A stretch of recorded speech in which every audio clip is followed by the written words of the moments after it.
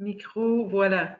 Bon matin tout le monde, bon matin Christine, Miruna, Zoé. Donc, on est à l'heure, on va débuter pour ne pas finir trop tard et empiéter sur votre journée. Ce matin, on va parler de système nerveux et plus spécifiquement de stress. Alors, le titre du webinaire, c'est Gérer le stress efficacement et naturellement. Je vais vous mettre en mode plein écran pour bien voir le PowerPoint. Et comme d'habitude, vous avez le document en pièce jointe dans la section des documents. C'est un PDF que vous pouvez télécharger, que vous pouvez conserver. Donc, je me mets en mode plein écran et on va tout de suite passer à la présentation. Durant la présentation, je ne vais pas lire vos commentaires parce que je dois fermer le panneau d'affichage, mais à la fin, je vais y revenir. Donc, vous aurez du temps pour poser vos questions à la fin. Je peux aussi ouvrir vos micros. Vous avez simplement à lever la petite main et je vais revenir à vos questions. Je suis obligée de vous lire le dégagement de responsabilité. On va faire ça rapidement. Le contenu de la formation n'a pas été évalué par la Direction des produits de santé naturelle et sans ordonnance du Canada. Les suppléments mentionnés ne sont pas destinés à diagnostiquer, traiter, guérir, atténuer ou prévenir une maladie quelconque. Seules les allégations nutritionnelles figurant sur l'étiquette de chaque supplément sur le site web de la DPSN pour les produits homologués au moyen du numéro de produits naturels sont autorisés. Le document est la propriété intellectuelle d'AOR et la mienne. Donc, on y va. Bon, tout le monde me connaît. Il y a Zoé qui est une petite nouvelle pour moi. Peut-être que je ne suis pas nouvelle pour vous. Des fois, ça arrive dans les groupes que je ne connais pas les noms de tout le monde, comme c'est Sophie souvent qui prend les inscriptions. Je suis la conseillère médicale d'AOR depuis maintenant 12 ans. Ouais, 12 ans, ça fait 12 ans le 1er mars. Et donc, c'est moi qui s'occupe de tout l'aspect formation, de l'aspect technique, de vos questions aussi. Et c'est Sophie Desharnais qui est la représentante d'AOR pour le Québec. Alors, on va reviser rapidement qu'est-ce que le stress, mise en contexte, impact du stress et ce qu'on va faire pour gérer le stress finalement. Donc, le stress, vous savez qu'on considère souvent Anne Sillier comme un petit peu le père ou le grand-père du stress. Il a fait ses études à l'Université de Montréal dans les années 1920 et c'est lui qui a élaboré la première définition du stress. Il parlait d'une contrainte non spécifique, je vais revenir sur le non spécifique, sur le corps causée par des irrégularités dans son fonctionnement normal. Non spécifique, en fait, parce que peu importe le déclencheur, le corps, lui, va se comporter de la même façon. Je viens de voir que je n'étais pas en mode plein écran. Ça devrait être réglé. Donc, contrainte non spécifique parce que ce soit, par exemple, parce que vous avez gagné la loterie, ça, c'est un événement positif, évidemment, mais pour le corps, ça va être la même réaction de surprise, par exemple, que quand on apprend une mauvaise nouvelle. Donc, c'est non spécifique. Et il y a plus tard John Mason, un médecin conventionnel qui s'est occupé à tout l'aspect du stress émotif, stress psychologique, et qui a rajouté les stresseurs qu'on reçoit d'un point de vue psychologique vont déclencher les mêmes réactions au niveau physiologique. Évidemment, Selye faisait ses études plus au niveau des souris, etc. Donc, il regardait qu'est-ce qui se passait dans le corps, quelles étaient les hormones déclenchées. Et Mason a rajouté le fait que, bon, c'est pas juste le changement de température, du chaud au froid ou une sonnette d'alarme dans les oreilles des souris qui déclenche le stress, mais bien tous les stress psychologiques également. Donc, ça nous ramène encore une fois à la notion de non spécifique. Alors, il y a beaucoup de recherches qui sont faites à savoir, bon, qu'est-ce qui stresse le plus, quels sont les bons moyens de gérer le stress.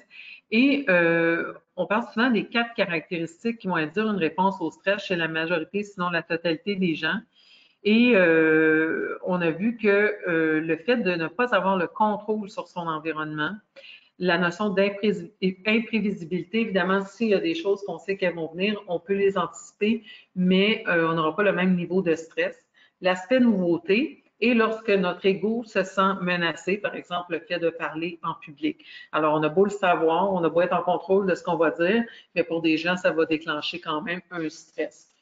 Il y a une étude en anthropologie qui qui est un classique qu'on nous cite souvent, qui est une étude qui avait été faite au niveau des compagnies d'assurance en Angleterre et ils avaient regardé quelque chose comme 50 000 travailleurs du gouvernement. Et ils s'attendaient que les cadres, évidemment, allaient être les personnes qui avaient un niveau de stress plus élevé.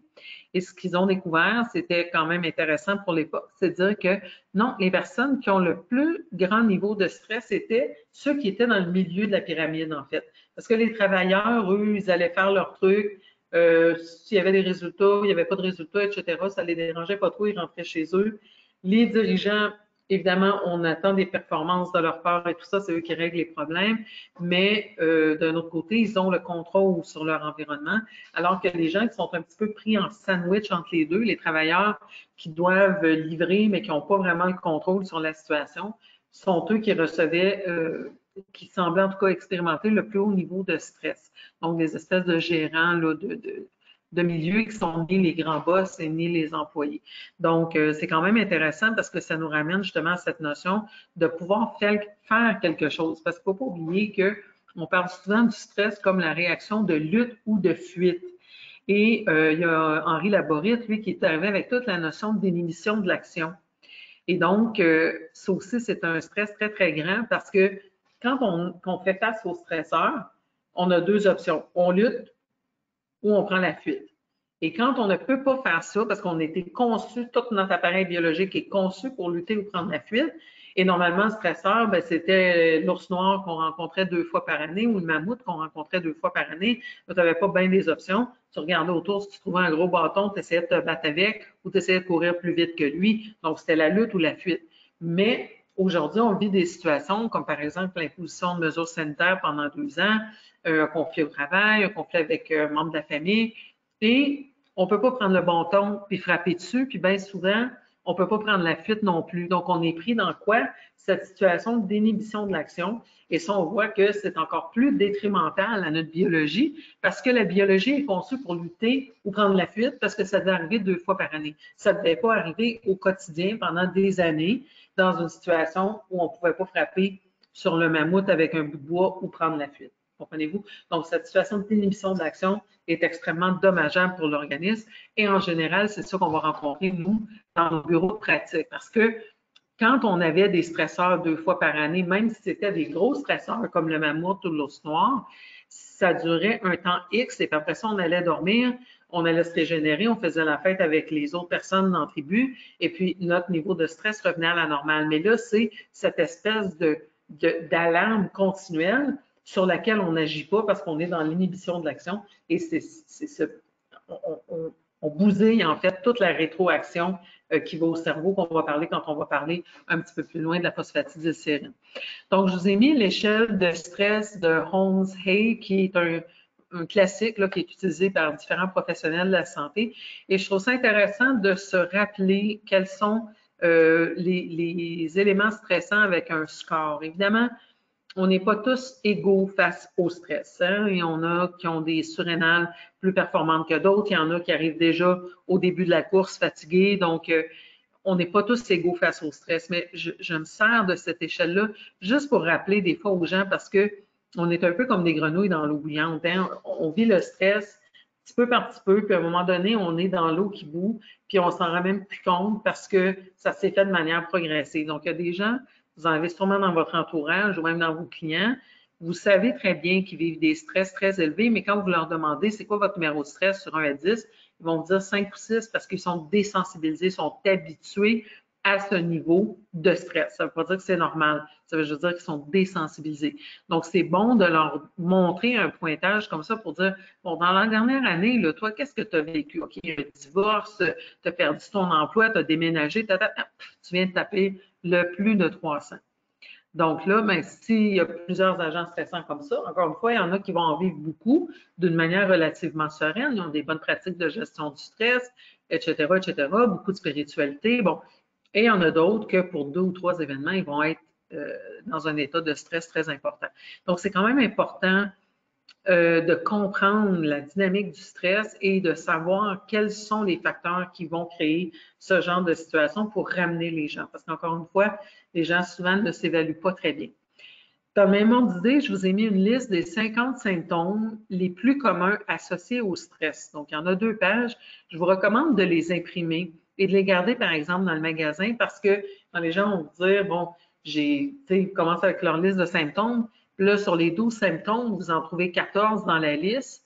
Bien, au lieu d'adresser les 12 symptômes, il faut peut-être travailler l'aspect du stress.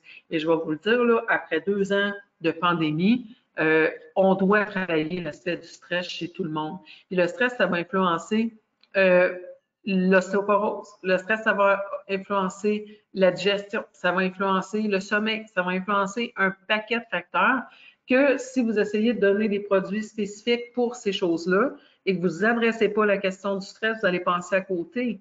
Quand on est stressé, le corps, il veut lutter ou fuir. Digérer le Big Mac, ça ne devient plus du tout une priorité.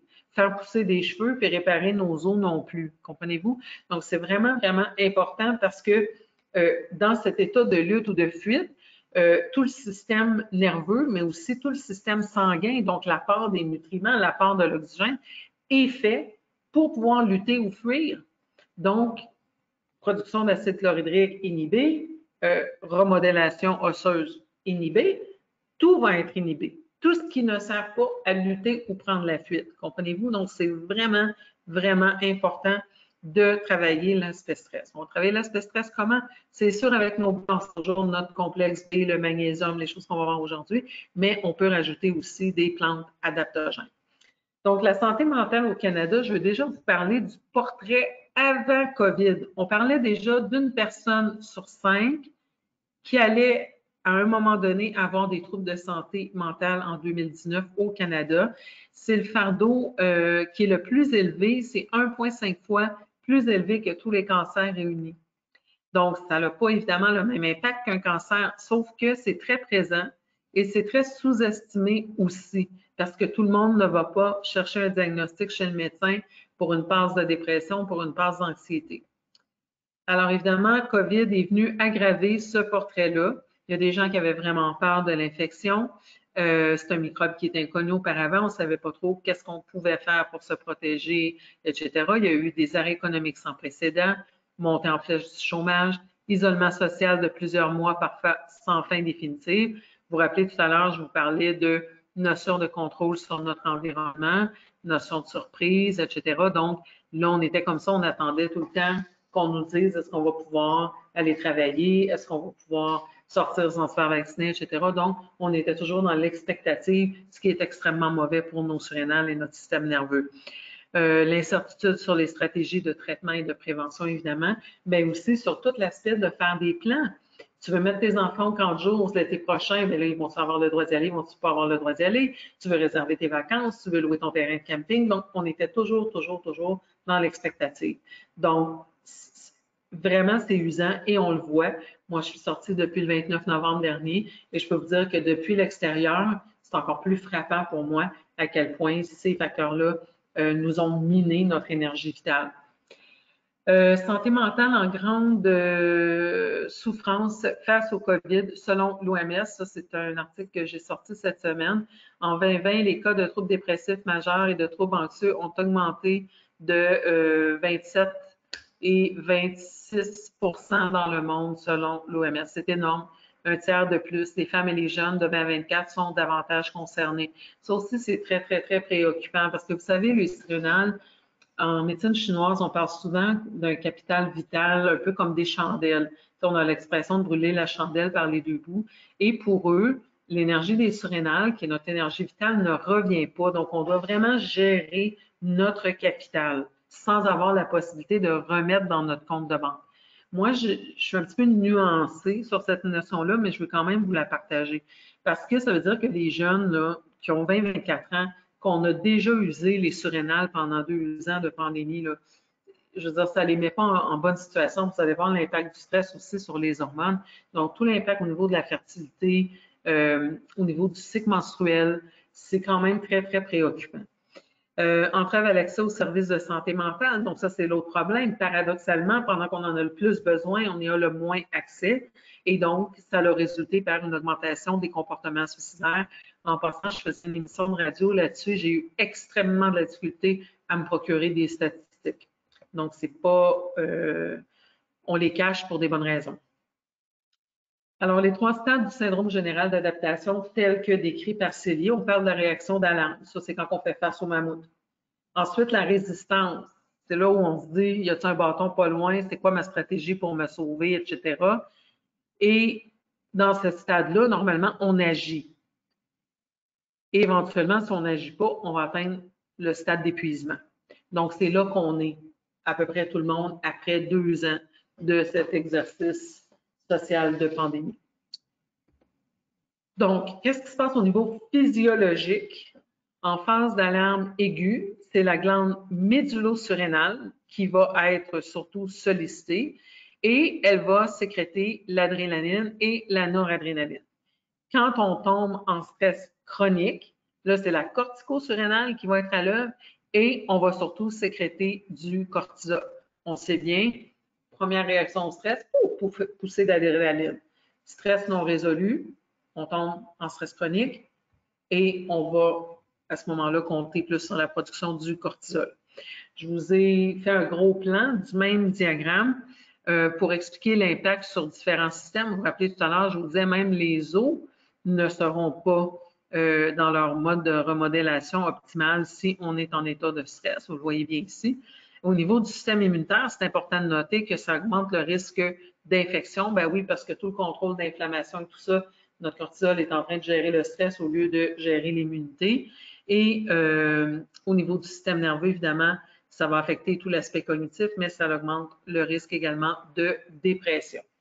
L'impact du stress sur le cortisol, bien là, on voit ici tout ce que ça va faire, des troubles digestifs, prise de poids, surtout au niveau du ventre, impact glandulaire et sécrétion hormonale, infertilité, syndrome inflammatoire, impact sur le système immunitaire, etc., déminéralisation osseuse. J'aurais pu rajouter porosité intestinale parce que le cortisol va saper la glutamine qui est la nourriture des entérocytes, donc les cellules qui tapissent la paroi du tube digestif. Donc, le cortisol va avoir un impact négatif sur exactement tous les systèmes dans notre corps. Au niveau du cycle hormonal, cycle menstruel, eh bien, le cycle menstruel comme tel est contrôlé par l'axe qu'on appelle cortico-hypothalamo-hypophysaire ovarien. Et lorsqu'on est en réaction de stress chronique, il va y avoir un dérèglement de cet axe qui va survenir et on va aller normalement, la plupart du temps, envers l'hyperestrogénie parce que le cortisol va utiliser la progestérone comme matière première. Donc, éventuellement, on utilise toute notre progestérone, mais les estrogènes continuent d'être produits, ce qui fait qu'on va se ramasser en déséquilibre en faveur des estrogènes. Donc, il va y avoir une hyperestrogénie qui va survenir.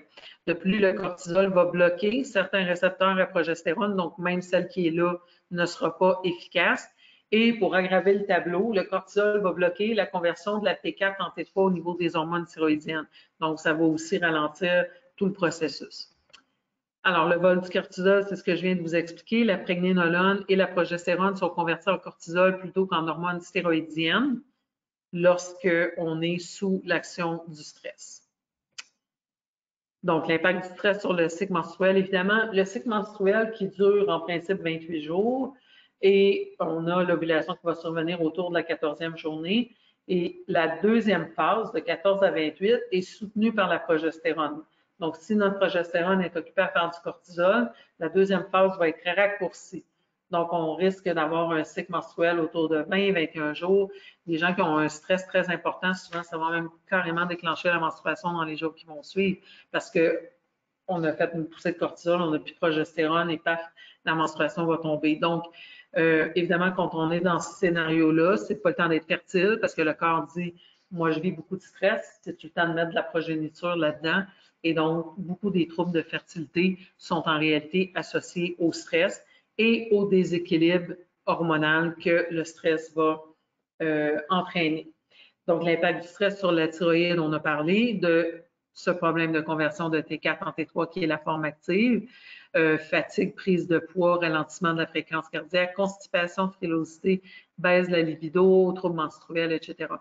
Alors, évidemment, le test qu'on fait en médecine conventionnelle, c'est le TSH, Et le TSH, c'est pas nécessairement un test qui est très intéressant au niveau de l'efficacité des hormones thyroïdiennes. Donc, beaucoup de gens vont avoir tout ce tableau clinique, vont vous dire non, j'ai fait tester ma thyroïde, elle était correcte.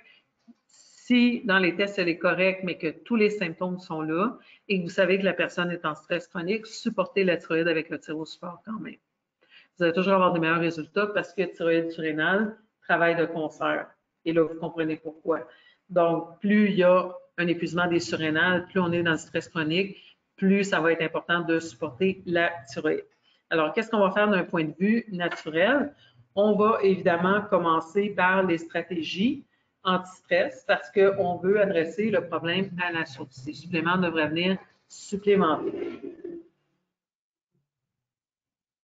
La première étape dont j'aime parler, c'est le let go and let God. Donc, apprivoiser le stress. Les femmes, on est souvent beaucoup dans le perfectionnisme. Donc, on s'ambitionne là-dedans et souvent ça va être générateur de stress. À un moment donné, il faut se dire, j'ai fait mon possible, puis je let go and let God. Renforcer les liens sociaux, éviter l'isolement. Vous savez, les femmes, nous, quand on parle de nos problèmes, pourquoi les hommes vont se mettre en action, puis nous, dès qu'on veut parler de notre problème, ils veulent commencer à le résoudre, puis ils ne veulent pas nous écouter, c'est que dans la nature, les chasseurs, il n'y avait pas besoin de parler. Même s'ils parlaient trop, c'était pas bon pour les proies. Mais nous, les femmes, il fallait se communiquer l'information dans les cavernes. Donc, s'il y avait une infestation de termites, il fallait dire aux autres femmes, puis il fallait sortir les réserves de manger. Donc, la nature nous récompense en nous augmentant la sérotonine lorsqu'on partage nos problèmes, lorsqu'on parle. Donc, nous, les femmes, on a cette inclinaison à parler puis avoir besoin des autres parce que ça fait qu'on se sent mieux, on produit de la sérotonine et s'il y a une notion d'attachement, on produit aussi de l'ocytocine.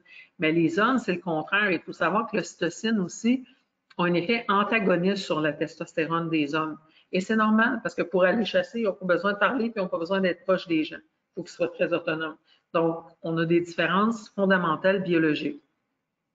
Pratiquer la méditation, la relaxation, la cohérence cardiaque, peu importe ce qui fonctionne pour vous, mais il faut trouver une façon de gérer notre stress.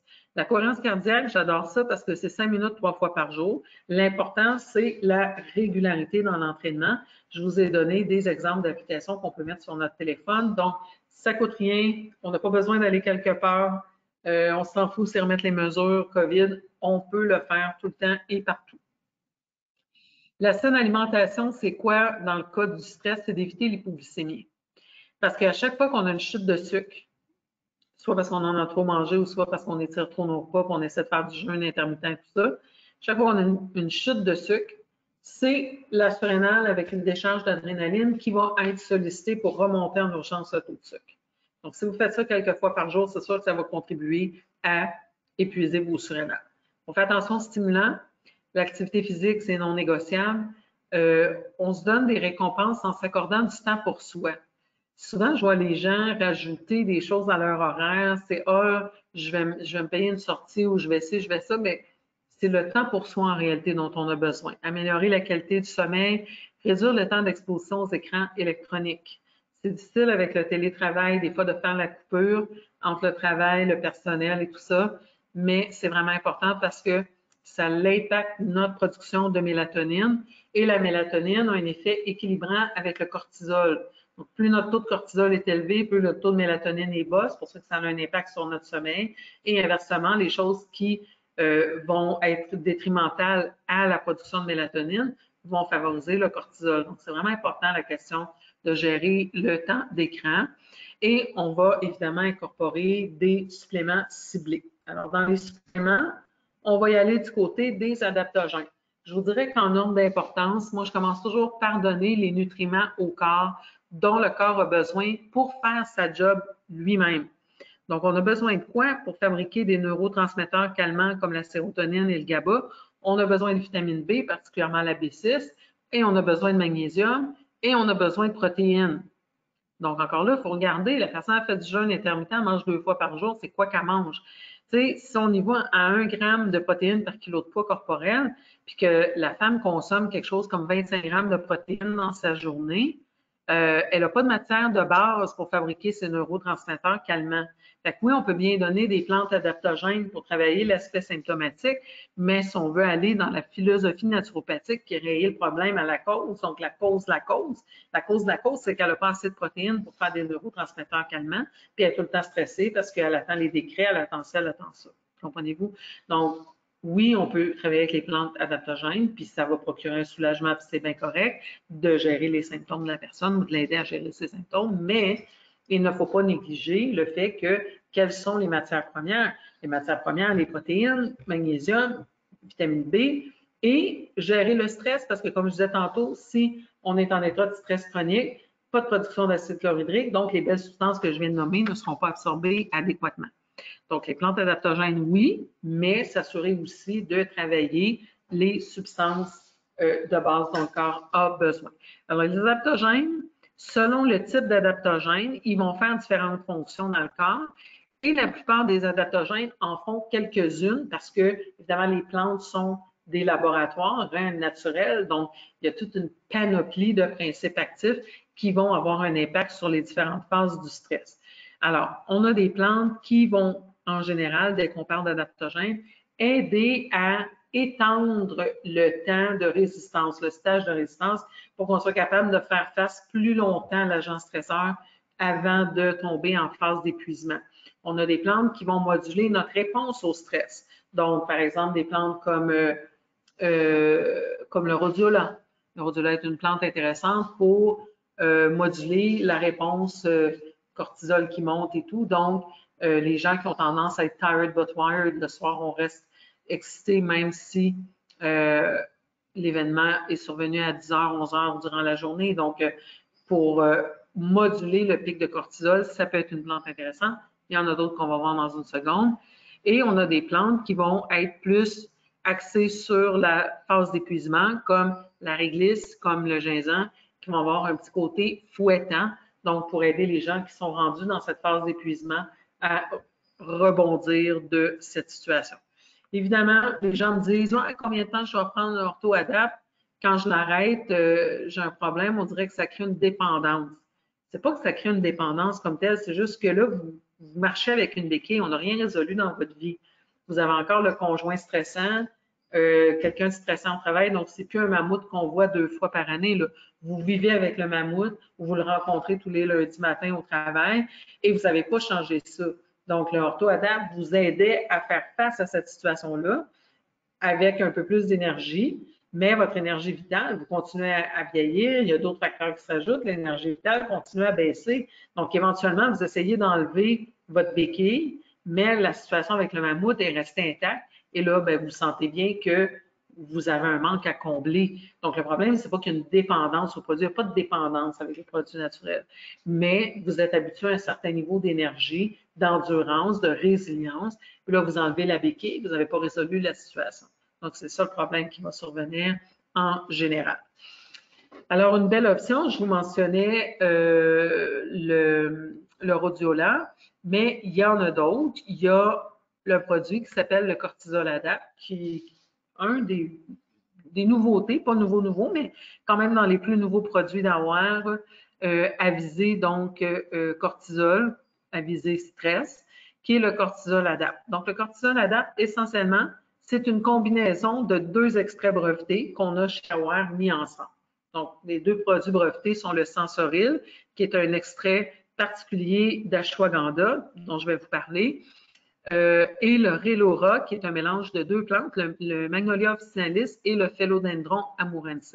Je vais vous le montrer parce que j'ai même mis une photo. Donc, essentiellement, c'est ça.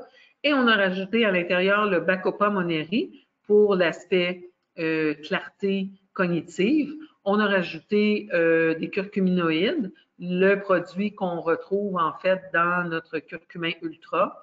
Pour, encore une fois, la clarté mentale, il y a vraiment des belles nouvelles études qui viennent de sortir sur le curcuma et toute la fonction de protéger le cerveau contre le stress et l'inflammation. Cordyceps sinensis, qui est une plante qu'on retrouve normalement en haute altitude et qui nous aide à tout l'aspect adaptation qui est utilisé par certains athlètes. Et la phosphatidylsérine, dont je vais vous parler tout de suite après. Donc, les points clés, c'est que le cortisol adapte va aider à supporter l'axe HPA, donc hypothalamo-adrénalien, et l'aspect neurocognitif bien équilibré. Donc, ça, c'est particulièrement intéressant pour les gens, évidemment, qui sont stressés, mais aussi qui ont une espèce de brouillard mental, parce que il y a des plantes comme le curcuma à l'intérieur, comme le bacopa, qui vont aider à dissoudre le brouillard mental. C'est une synergie d'herbes et de champignons adaptogènes cliniquement éprouvés. Champignons, parce que le cordyceps est considéré comme un champignon. Pour soutenir l'immunité, parce qu'on a vu que quand le système immunitaire est affecté par le taux de stress élevé, et prévenir l'immunosuppression médiée par le cortisol. Ça va aider à réduire les niveaux de protéines C réactives, donc d'inflammation, soutien à la santé cognitive et à la fonction cérébrale, et utilisation d'extraits exclusifs pour une absorption, une biodisponibilité et une efficacité cliniquement optimale. Alors, ici, je vous ai mis des courbes de cortisol. Quand on fait le cortisol en 4 points, c'est-à-dire qu'on va faire des prélèvements au réveil vers 8 heures le matin, on en refait un le midi, on en refait un autour de 6 heures, puis on en refait un vers 10-11 heures le soir. Et normalement, ce qu'on devrait voir, la courbe normale, c'est une courbe qui ressemble un petit peu à la courbe en bleu. C'est-à-dire que le matin, il y a une petite élévation du cortisol et le cortisol diminue à la mesure que la journée avance et que la mélatonine rentre. Comprenez-vous? Mais dans certains cas, on a ce qu'on appelle une courbe de cortisol inversée. La personne a commencé avec un taux élevé le matin. Cortisol élevé va faire qu'on va avoir de l'énergie pour sortir du lit. Au contraire, les gens qui ont l'énergie à plat toute la journée, ça, c'est des courbes plates de cortisol. Souvent, on va le voir, ils n'ont presque pas de variation dans leur journée. Alors, le matin, on a un petit pic de cortisol et ça va être le dernier cortisol à tomber. Des fois, on voit ça, les gens ont un petit pic le matin, puis les 3 autres cortisols de la journée sont à plat. Donc, ça aussi, ça nous parle d'où la personne est rendue dans son processus de stress. Mais évidemment, en magasin, vous n'avez pas toujours accès à ces choses-là. Je vous le dis pour ceux qui font de la pratique clinique. Et donc, il y a des gens qui ont la courbe inversée. Alors, ils ont leur pic le matin, mais au lieu de descendre le soir pour que la mélatonine puisse embarquer, ils ont un autre pic de cortisol le soir. Pourquoi? Parce que le soir, c'est le temps de la thyroïde en médecine chinoise. Donc, le stress de toute la journée puis les surrénales qui ont traîné la patte ont fait que la thyroïde a tiré, puis là, le soir, bim, elle s'emballe. Alors ça fait quoi? Ça fait des gens qui sont tired but wired. On est super fatigué, on n'est pas capable de tomber endormi, puis on veut changer les meubles de place en maison pour voir de quoi sort à l'air. Parce que c'est la thyroïde qui cloche. Donc, ça, c'est très, très typique. Et le produit Cortisol Adapt va être particulièrement intéressant parce qu'il va moduler l'action du cortisol. Donc, on retrouve, comme je disais, un premier extrait breveté qui est le Sensoril, qui est un extrait breveté d'ashwagandha. C'est un produit qui existe depuis une vingtaine d'années, donc il y a beaucoup d'études cliniques en arrière, il est bien appuyé scientifiquement. Dans ce cas-ci, on a les feuilles et la racine d'ashwagandha. La plupart des produits ont juste la racine. Eux ont les feuilles aussi parce qu'ils standardisent en 3 principes actifs. Les witanolides, witaférine A et des oligosaccharides. Ça fournit le plus haut taux de witanolide, qui est d'environ 10 qu'on retrouve sur le marché. Il y a 12 études cliniques à son appui, processus d'extraction à la vapeur et un taux d'hydrosolubilité de 95 donc un produit très, très, très bien absorbé. Une récolte éco-responsable et les différentes certifications qu'on aime voir apparaître sur les produits. Ensuite, le Sensoril est combiné avec le Relora, comme je disais, 2 principes actifs, c'est-à-dire deux produits brevetés combinés ensemble. Alors, dans le Relora, on a le Magnolia officinalis et le Philodendron amourense, qu'on appelle en français le chêne-liège de l'amour. Et si vous connaissez Montréal, vous savez que ce sont ce type d'arbres qu'on retrouve dans les parcs et qu'on retrouve le long des trottoirs. Et donc, c'est un arbre européen. Je trouve ça intéressant parce que c'est une plante associée à la résilience et à la gestion du stress. Et donc, les Européens en ont emmené, en ont planté à Montréal. Alors, il y a 3 études cliniques qui supportent l'utilisation du Relora. Ça diminue le stress, l'anxiété et ça augmente les scores de l'humeur. Et vous avez ici une des recherches. Et ce qu'on voit, c'est que c'est l'humeur de manière générale qui est le plus améliorée avec le produit. Et on l'a donné à des travailleurs, donc c'était quand même intéressant.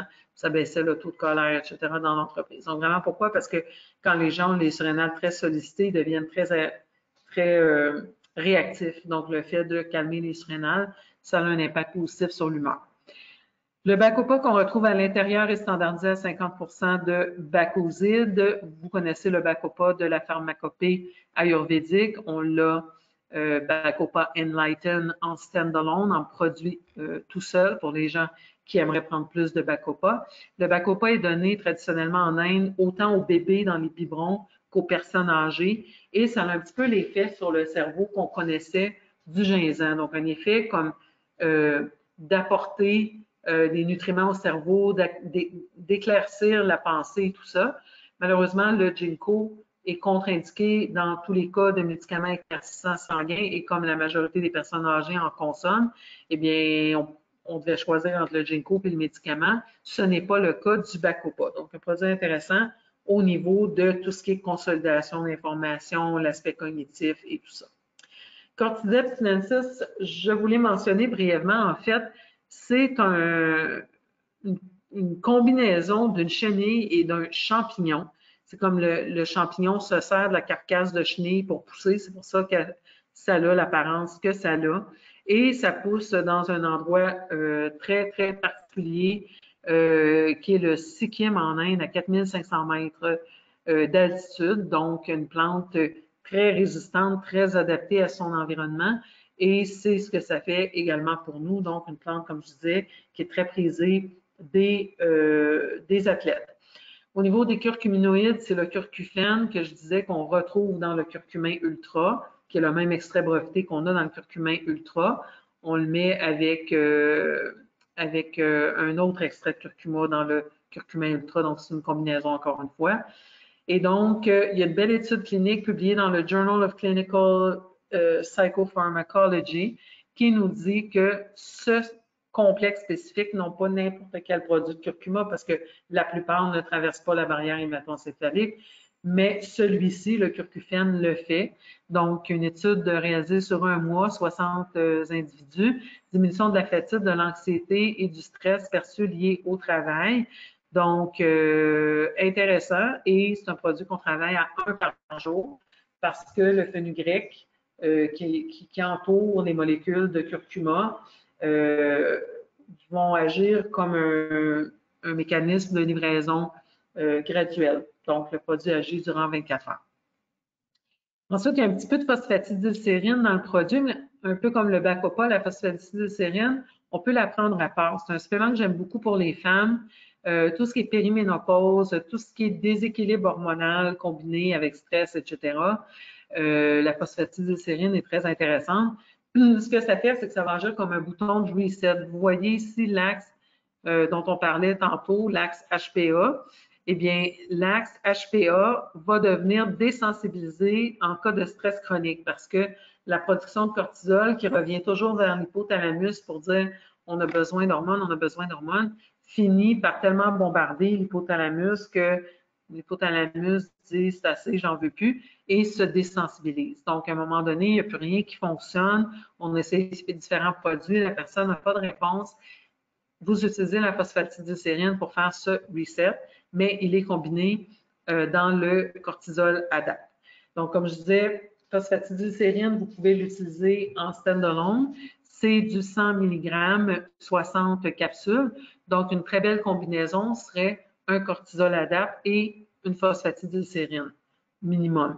Vous pourriez donner les deux cortisol puis 2 phosphatidylsérine, mais commencez déjà par cette belle combinaison et vous allez voir l'impact. C'est sûr que la phosphatidylsérine, c'est plus cher, donc vous pourriez commencer par le cortisol ADAPT, voir vos résultats et dire, on pourrait aller plus loin en rajoutant la phosphatidylsérine, mais je vous dis, ça vient vraiment comme nourrir le système nerveux puis permettre de faire cette espèce de reset.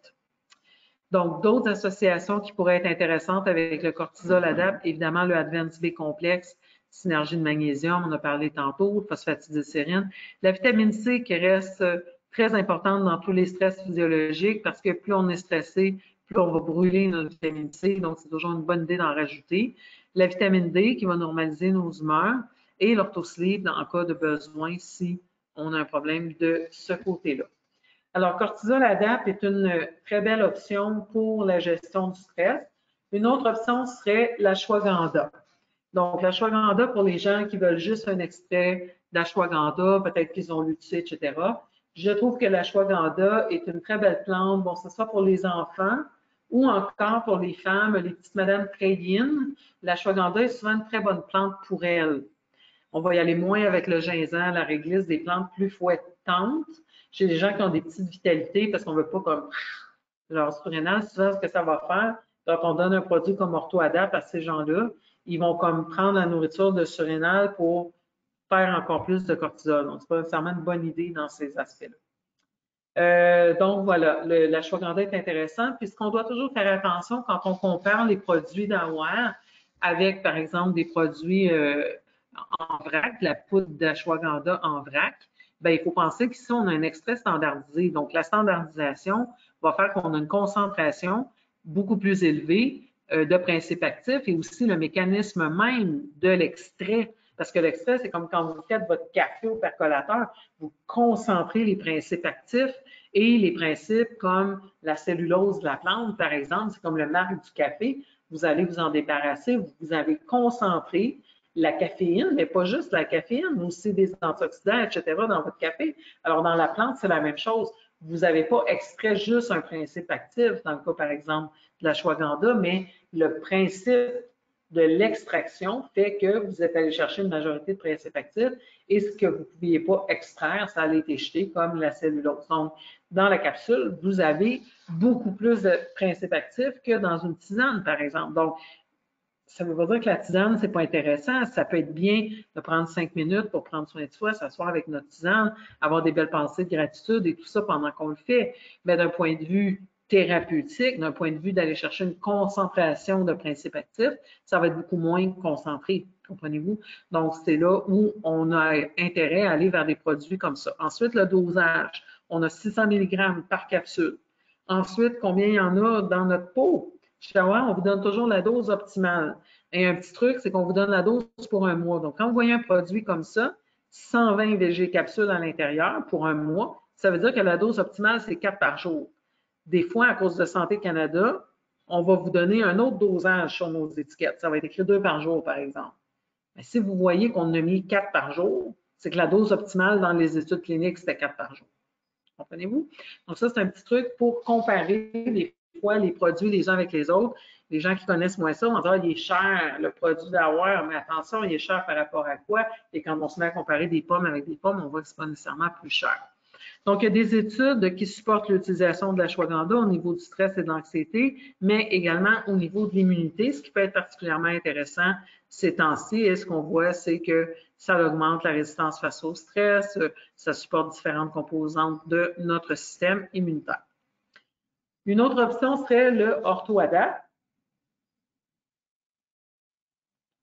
qui est un de nos très bons vendeurs chez Aware. C'est un mélange qui est vraiment conçu pour adresser les 3 phases du stress. Donc, tout d'abord, on va retrouver les extraits de glandes surrénales.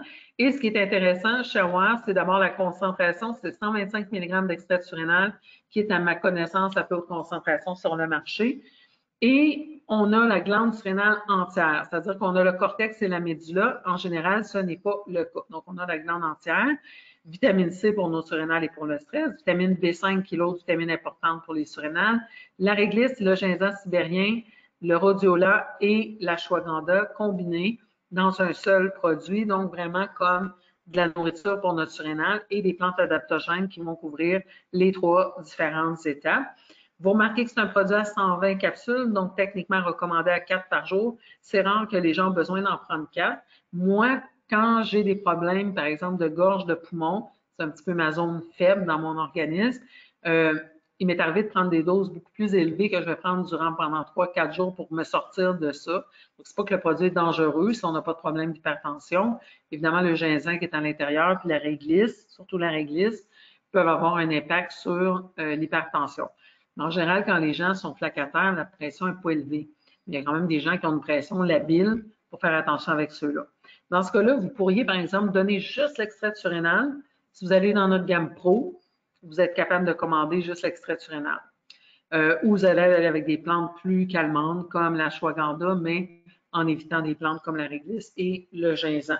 Pour une personne normale, il n'y a pas de problème à en prendre plus que 4 par jour, mais en termes de besoins, moi, ma petite recette, c'est très souvent 2 ortho-adap et un thyrospore. Et je donne les 3, un à chaque repas. Je commence avec le thyrospore le matin, midi ortho-adap, le soir ortho-adap. Les gens vont me dire, tu n'as pas peur que ça soit trop stimulant le soir. En fait, ce que ça fait, vu que ça module le cortisol grâce au rhodiola, il y a des gens que ça aide même à endormir l'ortho-adap.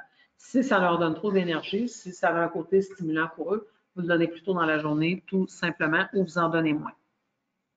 Donc, je vous parlais tout à l'heure des extraits glandulaires. On a le cortex et la médula, vitamine C, panthétine, rhodiola, witania, ginseng et réglisse. Donc, c'est juste le détail. Je passe très rapidement dans les formations, parce qu'évidemment, 1 heure, c'est vite passé, mais je vous mets plus de détails que moins pour que vous puissiez revenir sur vos documents. Un autre produit que j'aime beaucoup pour gérer le stress, un petit peu à l'idée de la phosphatidylséryl, c'est l'inositol. L'inositol agit au niveau de la transmission de l'influx nerveux.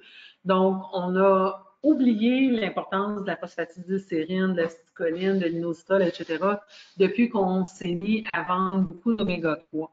Moi, je trouve que les oméga 3, à moins d'aller vers des produits hyper concentrés, puis là, il faut les garder au frigo, tout ça, des fois, c'est un petit peu dur sur le foie, surtout quand on est en périménopause, qu'on a un déséquilibre hormonal à gérer, les oméga 3 viennent rajouter. Alors, très souvent, je vais travailler plus avec des produits comme l'inositol. Et l'inositol, ce que j'aime, c'est je le prends en poudre toujours parce que les doses dans les études cliniques, là, c'est du 9, 12, 18 grammes. Donc, on ne veut pas y aller en capsule, ça fait une capsule pour rien et ça revient plus cher si on les ouvre. Donc, on y va en poudre et on peut vraiment doser. C'est important de doser parce que peut-être vous vous rappelez à l'époque, on avait des suppléments choline et inositol qui étaient vraiment pour supporter le foie, la production de bile au niveau de la vésicule biliaire. Donc, si vous prenez trop d'inositol tout d'un coup, ça peut donner des salmoles parce que ça fait produire la bile et à vidanger la vésicule biliaire. Donc, allez-y progressivement, mais donc c'est ça, ça va favoriser le message au travers des cellules.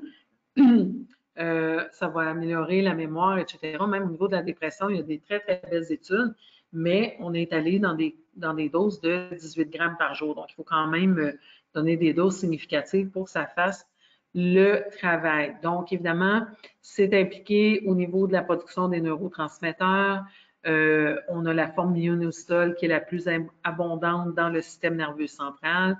Au niveau des applications, comme je vous disais, des études qui ont comparé à des médicaments de synthèse comme le fluvoxamine et on a une efficacité supérieure dans certains cas et ça agit quand même assez rapidement. Parce que les gens vont dire « Ouais, mais je suis vraiment dépressif. » Un antidépresseur de synthèse, c'est 6 semaines avant de voir l'efficacité clinique. Dans notre cas, ça va être habituellement beaucoup avant.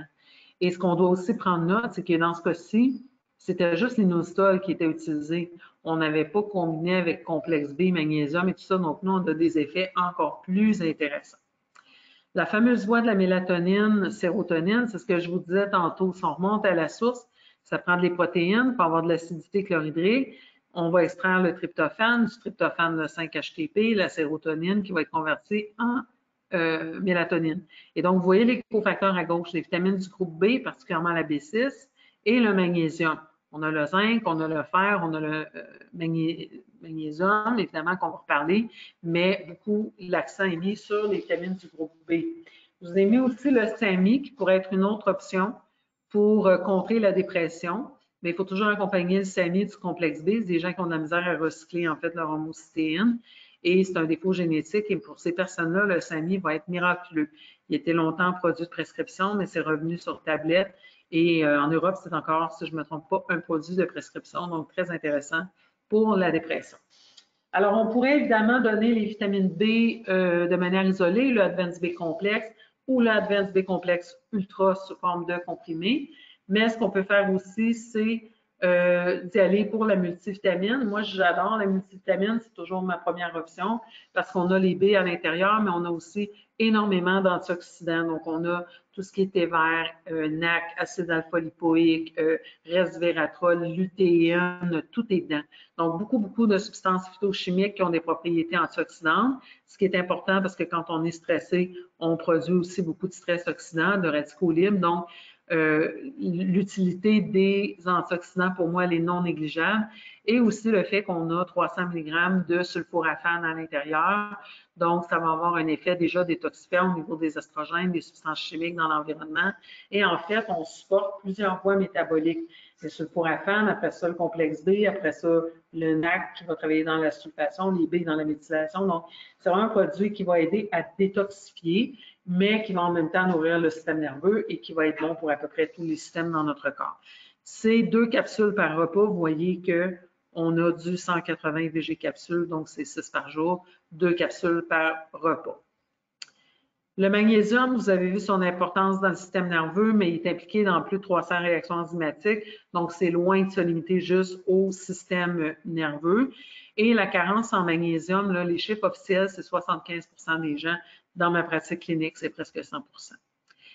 On a plusieurs options de magnésium chez Aware et ultimement, le magnésium va être scindé en magnésium. Donc, que vous ayez pris du glycinate, que vous ayez pris du malate, en fait, c'est que l'acide aminé qui est chélaté, comme par exemple l'acide malique dans le cas du malate de magnésium, va avoir des propriétés intéressantes au niveau de la production énergétique, etc. Mais le magnésium pour le magnésium, peu importe la forme, éventuellement, il va être scindé. Donc, l'important, c'est de prendre du magnésium parce que, exemple, vous avez écouté un webinaire sur les fonctions cardiovasculaires, on vous a parlé du taurate de magnésium ou de l'orotate de magnésium, puis là, dans le magasin, vous avez juste du glycinate.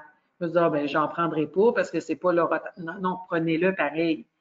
Prenez-le pareil. L'important, c'est de reflouer vos quantités de magnésium. Mais alors, dans toutes les options de magnésium qu'on a, pour le système nerveux, je préfère le magnésium synergie. D'abord parce que le fait de se faire une tisane avec, là, mettre dans une tasse d'eau chaude, ça nous calme. On peut le mettre aussi dans notre bouteille d'eau si on veut l'amener durant une marche, durant un événement sportif. Mais aussi parce qu'on a des cofacteurs intéressants, par exemple le zinc et tout ça qu'on a parlé au niveau de la production des neurotransmetteurs, mais aussi des trucs comme la glycine. La glycine est impliquée dans la production du GABA, donc ça va avoir un côté calmant, un côté stabilisant de la glycémie. On va regarder, tout est là pour la glycémie, le chrome, le manganèse, etc. Donc, le fait de ne pas faire nos chutes de sucre va aider à ne pas perdre l'énergie de nos surrénales. Donc, j'aime beaucoup cette formulation de synergie de magnésium. Un autre nouveau joueur dans nos produits, le safran. C'est pas nouveau, là, ça fait au moins 2 ans qu'on l'a, mais comme ça fait 12 ans que je suis chez Aware, vous comprenez que comparativement, par exemple, à la zanthéanine, le safran, c'est nouveau. Donc, c'est de l'extrait, évidemment, de safran cueilli à la main. C'est très, très important. J'ai dessus la photo. Oui, regardez, les petits pistils, là, quand on parle du safran, même comme épice, ces petits pistils rouges briques qui sont là. Et si c'est une culture, on va dire, commerciale, on ne fait pas attention et les pistils sont détruits et les principes actifs aussi. Donc, c'est très important que ça soit cueilli de la bonne façon et c'est le cas chez Aware. Le produit est standardisé en safranane, mais on s'assure de la présence des 3 principes actifs principaux. Et le safran est un petit peu le curcuma du système nerveux, dans le sens que ça a des propriétés anti-inflammatoires, ça a des propriétés neuroprotectrices, ça a des propriétés équilibrantes au niveau de la production de sérotonine, des neurotransmetteurs calmants. Donc, c'est un bon antidépresseur, mais au-delà d'être un bon antidépresseur, ça a un effet un petit peu tonique sur le cerveau. Je vous ai mis un résumé des études cliniques, il y en a quand même beaucoup. Et vous voyez qu'il y a des études cliniques au niveau des enfants hyperactifs. Évidemment, on n'a pas de réclame thérapeutique de la part de Santé Canada, donc je ne peux pas vous dire de l'utiliser chez les enfants hyperactifs, et ce n'est pas ça que je vous ai dit, mais je vous ai dit qu'il y avait des études qui existaient. Donc, Safran, au niveau des études, on a celle-là aussi qui nous montre que le Crocus sativus et ses constituants augmentaient les niveaux de glutamate et de dopamine dans le cerveau d'une manière dose dépendante. Vous allez me dire, bon, on ne veut pas augmenter le glutamate. Hein, les gens qui ont le syndrome du restaurant chinois, excès de glutamate monosodique. Quand on a un problème de glutamate, ça veut dire qu'on n'a pas la B6 et qu'on n'a pas le magnésium pour convertir le glutamate en GABA. Et donc, c'est ça le problème. C'est la carence en B6, c'est pas le glutamate. Le corps en produit du glutamate. Le glutamate, c'est ça qui nous garde réveillés et qui nous donne de la motivation. Donc, c'est important d'avoir le glutamate. Mais ce qui est encore plus important, c'est d'avoir la B6 et le magnésium pour être capable de convertir notre glutamate en GABA. Et il y a cette relation de feed-forward entre le GABA et le glutamate. Le safran agit avec les systèmes opioïdes pour réduire les symptômes de sevrage. Donc, tout ce qui est sevrage, on y va avec le safran. Une autre étude intéressante au niveau de la dépression, un examen systémique d'études cliniques et d'examen des mécanismes d'action antidépresseurs. Donc, efficacité antidépressive similaire aux antidépresseurs de synthèse dans les cas de dépression légère à modérée, et c'est parce que ça agit sur la voie de la sérotonine. On aurait bien sûr aussi l'option d'aller avec la zenthéanine. On irait avec la zenthéanine si, par exemple, la personne est médicamentée, parce que la théanine étant un acide aminé, il n'y a pas vraiment d'interaction avec un médicament, que ce soit un inhibiteur du recaptage de la sérotonine ou un gabapentin ou quelque chose comme ça. C'est plus délicat avec le safran parce qu'on travaille dans les mêmes voies. La théanine agit d'une autre manière. Il va avoir un impact positif sur la voie de la sérotonine, mais ça ne va pas compétitionner avec l'antidépresseur.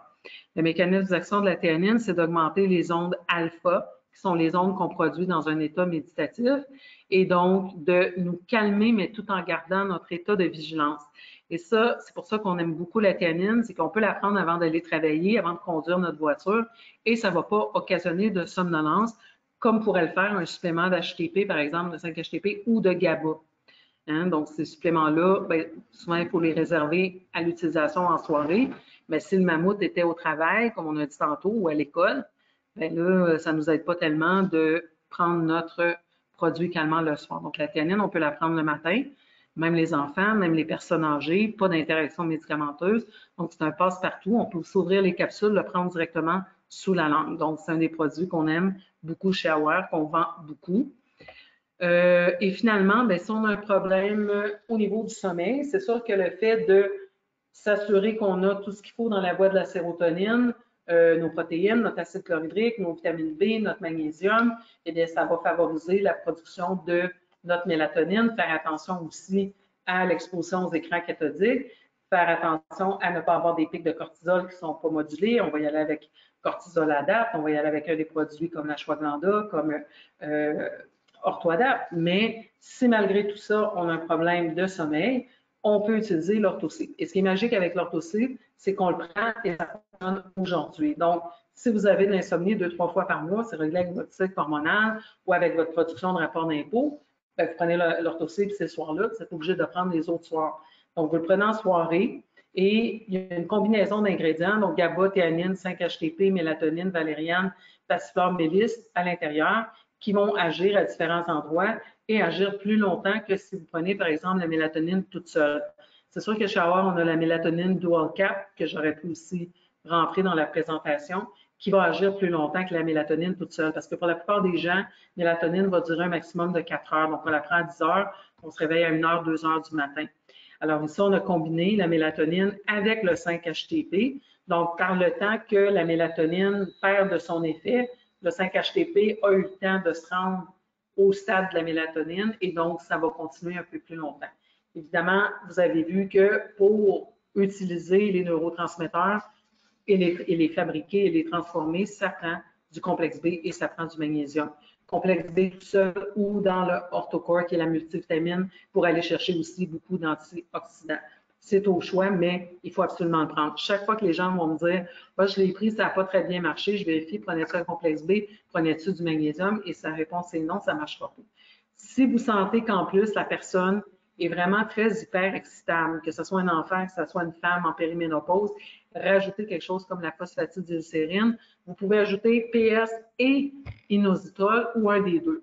Moi, ce que j'aime beaucoup, par exemple, pour les enfants, un petit mélange magique, ça va être magnésium, le magnésium synergie en poudre, inositol en poudre, on peut les mettre ensemble, on peut les prendre séparés, et zenthéanine. Ça, c'est, je veux dire, c'est rare que les enfants vont résister à ce mélange-là. Et pour les femmes, au lieu d'inositol, je vais souvent aller plus du côté de la phosphatidylsérine, mais les deux options sont valables. Et je vais aller avec quelque chose comme l'ashwagandha ou le cortisol adapt, mais toujours sur une base de magnésium, une base de complexe B ou l'OrthoCore. Alors, ça fait le tour de nos produits pour aujourd'hui. Évidemment, on pourrait donner le GABA, le 5-HTP, le SAMI, si on veut supporter l'humeur de manière plus spécifiques. Donc, je vais venir voir, je suis 4 minutes en retard, mais on m'a dit que si je dépassais d'une ou 2 minutes, c'était pas grave. Donc, je vais voir si j'ai des petites questions. Je vous rappelle que dans le chat, là, vous pouvez me mettre une question, une petite main levée. J'ai Mérina qui a une question. Je vais voir ta question, Mérina. C'était pour me dire que j'étais pas en plein écran et que j'ai résolu le problème.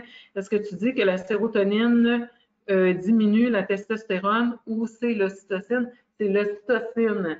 Donc, c'est pour ça que les hommes ne peuvent pas supporter l'intimité tout le temps. Si on parle souvent de la fameuse caverne des hommes, c'est que les hommes, à un moment donné, ils perdent leur identité masculine d'être tout le temps collés sur nous autres, collés sur les bébés, collés à la maison. C'est des chasseurs, les hommes. Ils ont été conçus pour aller chasser. Là, vous allez me dire, en passant, bonne journée des femmes. Vous allez me dire, tu es une féministe, puis tu parles que les hommes sont faits pour aller chasser, mais les femmes aussi, on est capable de chasser. C'est vrai qu'on est capable, mais d'un point de vue de la biologie évolutive, c'est nous autres qui portent les bébés. Donc, c'est pas très pratique d'aller chasser le mammouth quand on a un gros bedon de femme enceinte. Donc, biologiquement parlant, c'est l'homme qui allait chasser et la testostérone donne ce côté aventureux, ce côté aimer le risque et tout ça. Donc, nous, c'est plus de protéger la maisonnée et donc de partager, d'échanger avec les autres femmes, de se transmettre l'information. Alors, nous, on produit de la sérotonine et de l'ocytocine, qui est l'hormone de l'attachement.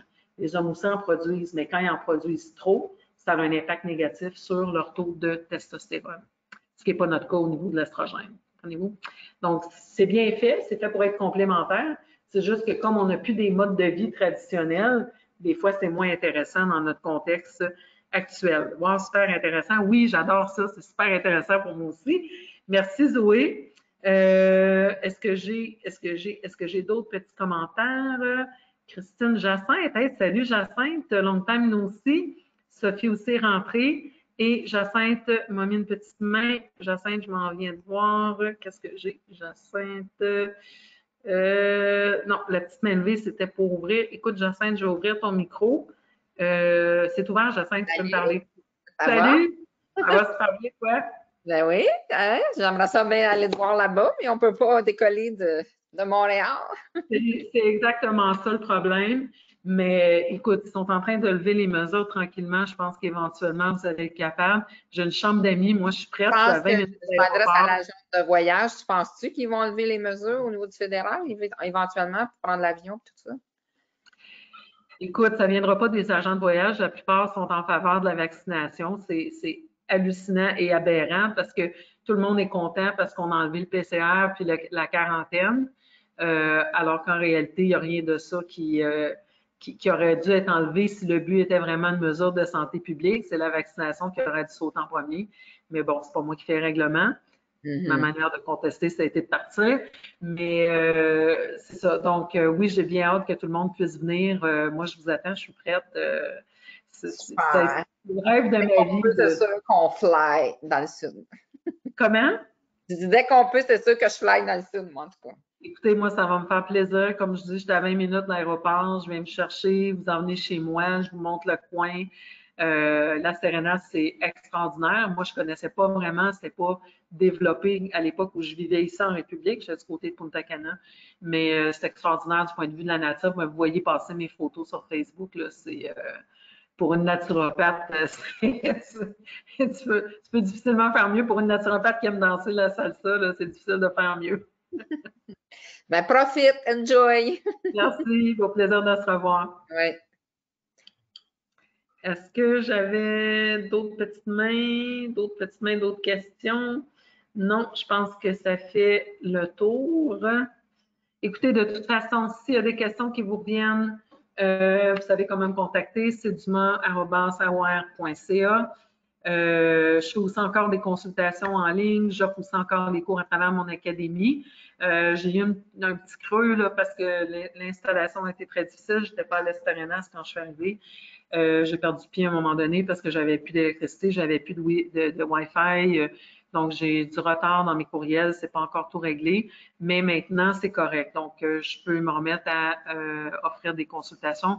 Vous voyez, le Wi-Fi va super bien. J'ai fait un live de 3 heures avec Claude Gélina. On n'a pas eu un glitch durant la présentation complète. Donc, disponible pour vos événements.